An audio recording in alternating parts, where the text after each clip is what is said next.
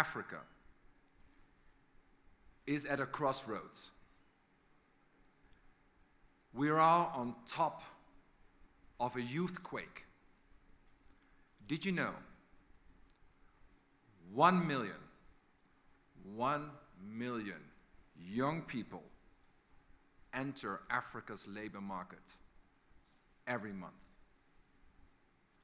And out of that 1 million, only 1 in 4 lands a formal job.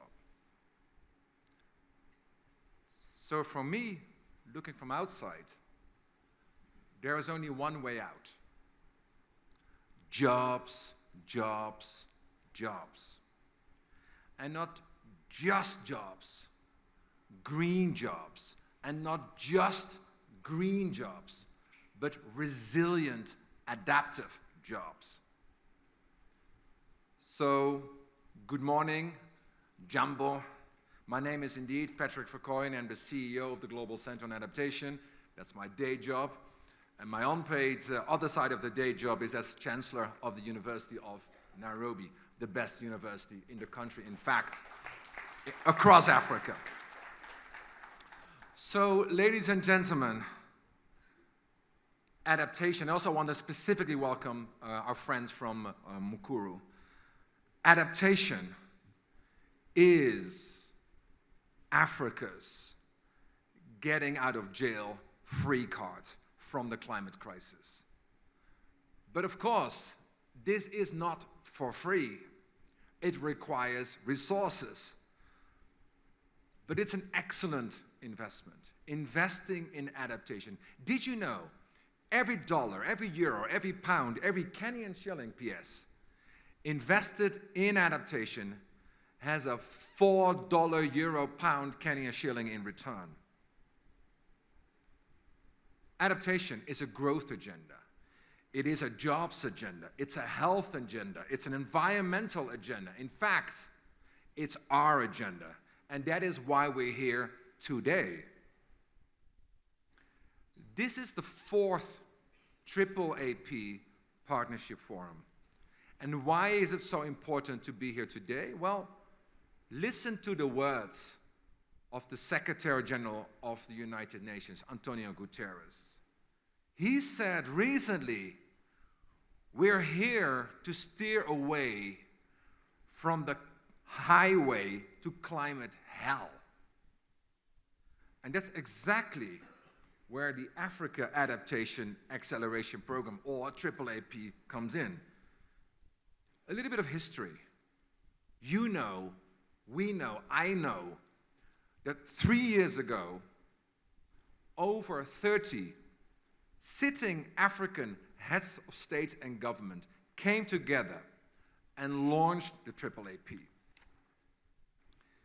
Leader after leader after leader from Africa said, we in Africa, we are tired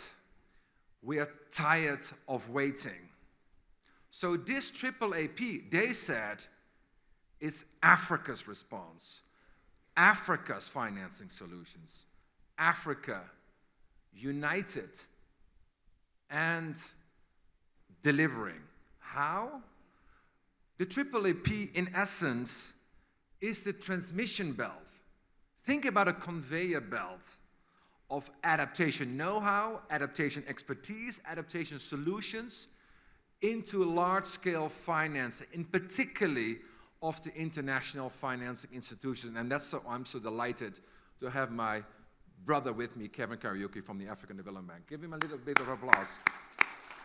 Because this financing of the IFIs, this adaptation expertise into the IFI financing, what is it? It's large scale and bottom up. It's long-term and accelerated impact.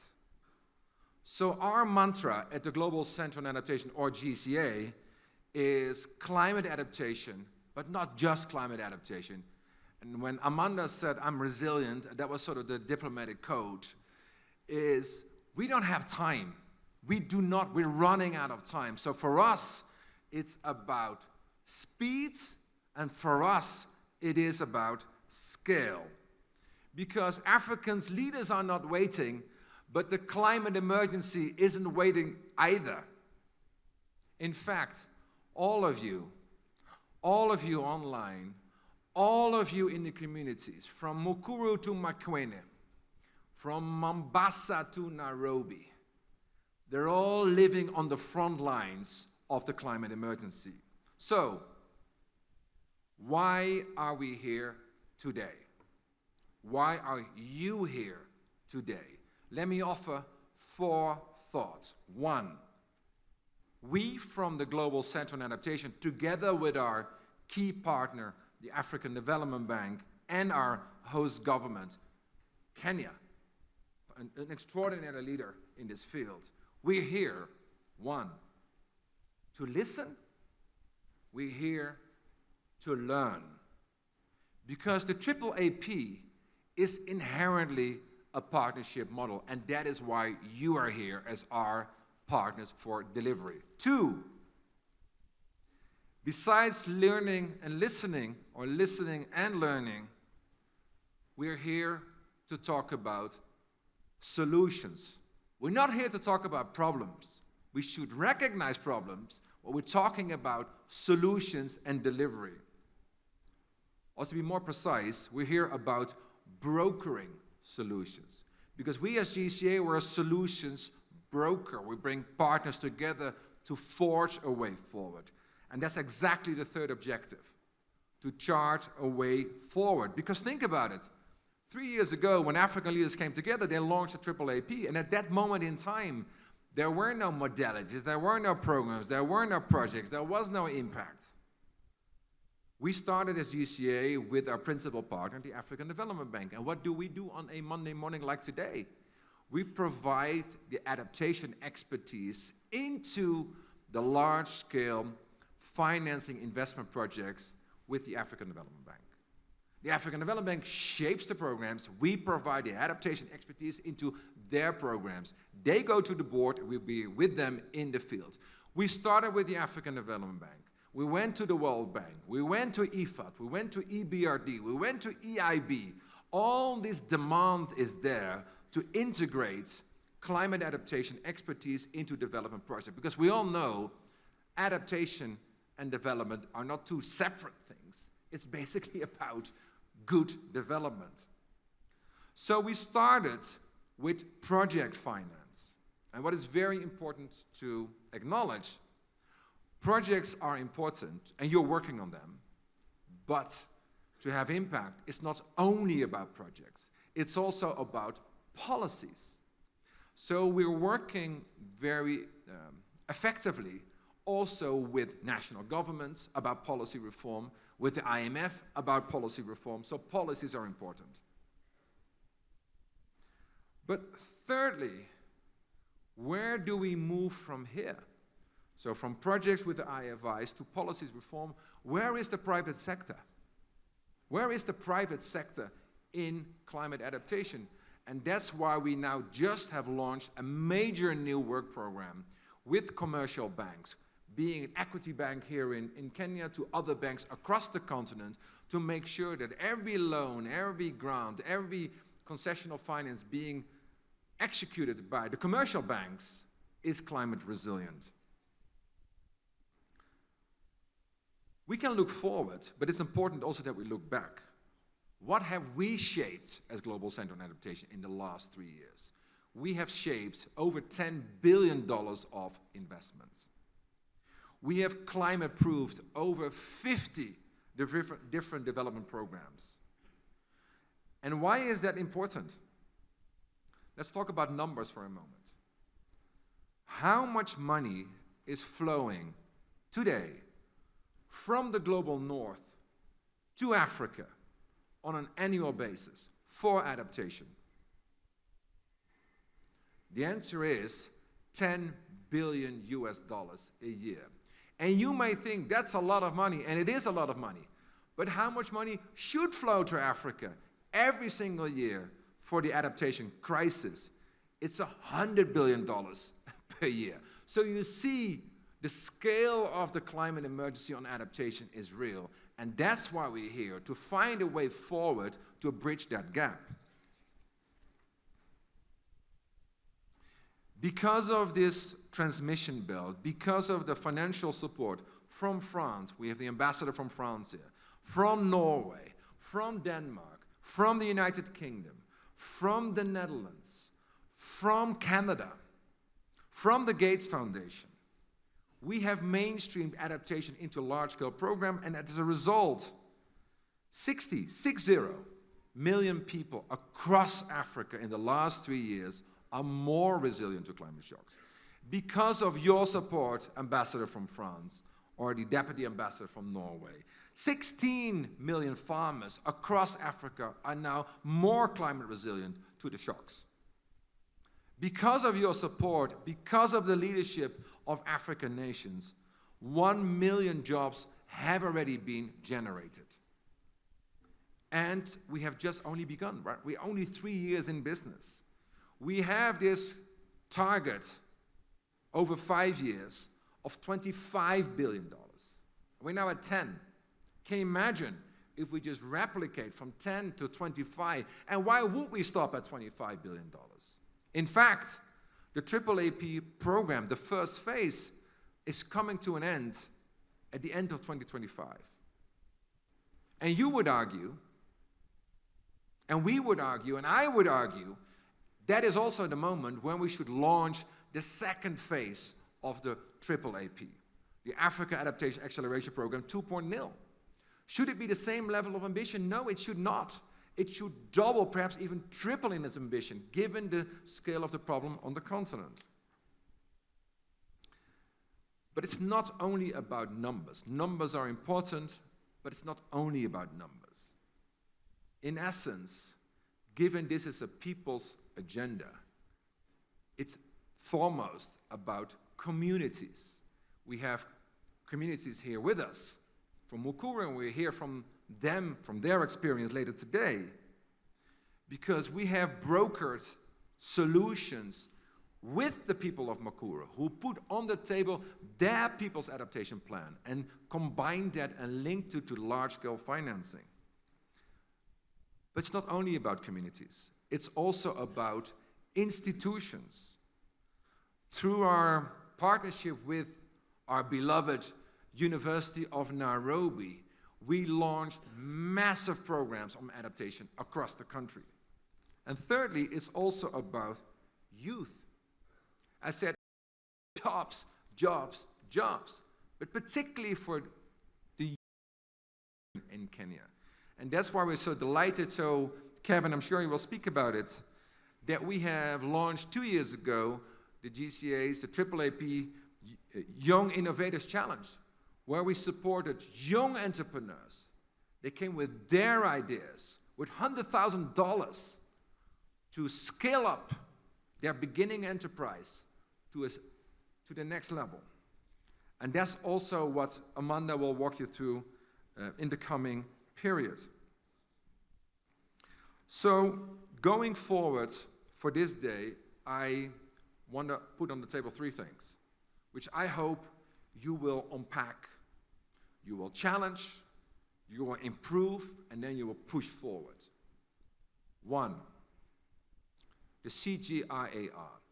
Complicated acronym, but in essence, this is the global partnership for research on food security.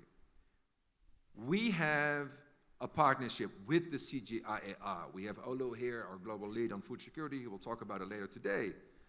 But what is important about this innovation of the CGIAR, that level of innovation is connected with the world of finance. And that's exactly what we do through this partnership. So what is important today is to get your feedback on the shaping of that work program with the CGIAR. 2, private finance. I mentioned it. We launched the beginning of a work program with commercial banks. How can we bring the commercial banks much more central into the space of climate adaptation? If you are a young entrepreneur, the first person you call is not the African Development Bank. The second person who you call is not the Ministry of Environment.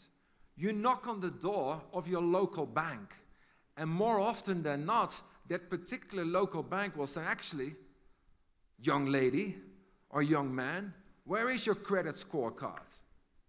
Adaptation finance, should I invest in that? So what is the role of commercial banks? How can we strengthen that? We have a work program, it will be presented today, and it needs to be sort of challenged, tested, validated, and further developed. And the third piece is, if you look from outside to Kenya, obviously you see in the news sort of the demonstrations, the strikes, the difficulties. And I don't want to belittle that. But at the same time, from outside, you can also see that Africa, but in particular Kenya, is leading the way. Think about it. Nairobi, startup capital on young entrepreneurs in Africa. Think about it. Nairobi, startup capital on green jobs. Think about it, on adaptation. It is the program, the largest program across the continent, $2 billion in Kenya. President Ruto leading the way. And this is not, maybe it's going unnoticed in Nairobi or on social media. This might be your husband calling. It might be unnoticed here in Kenya, but not outside Africa.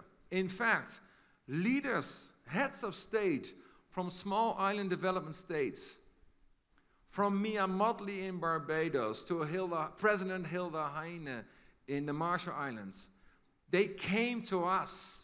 They came to talk to President Ruto and said, well, this AAAP, that's just great. What about the small island development states? Can we not replicate this program for other parts of the world? So I think it's also a moment for us today to reflect how far we have come. And the last part is where we all need to put our thinking hat off. Obviously, we should not be naive, right? If you're in Europe, like I am, half of the time, it's not about climate adaptation, right? Political leaders in the Netherlands don't have front and center Africa. Political leaders in the Netherlands or France, perhaps even, or the UK, or perhaps even Norway, they think about borders.